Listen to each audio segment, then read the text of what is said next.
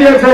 আজকে এই মঞ্চে দেখেন বিএনপির সকল নেতা ঐক্যবদ্ধ না, সকল নেতা ঐক্যবদ্ধ না, মুক্তিযোদ্ধা, সনাতন ধর্ম এবং আমাদের সেই আলেম ওলামারও আছে ঐক্যবদ্ধ, ঠিক কিনা?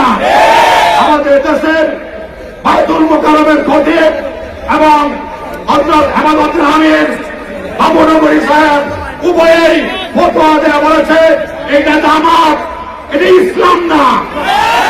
জামাত শুধু জামাত, ইসলাম বলতে তারা স্বীকার করে না।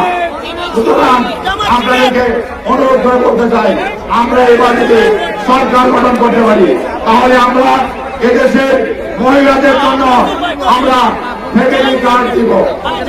যে ফ্যামিলি কার্ড দিয়ে আমাদের মায়েরা সরকারের কাছ থেকে প্রতি মাসে ২৫০০ টাকা পর্যন্ত পাবে। এটা ভালো ভালো সিদ্ধান্ত না?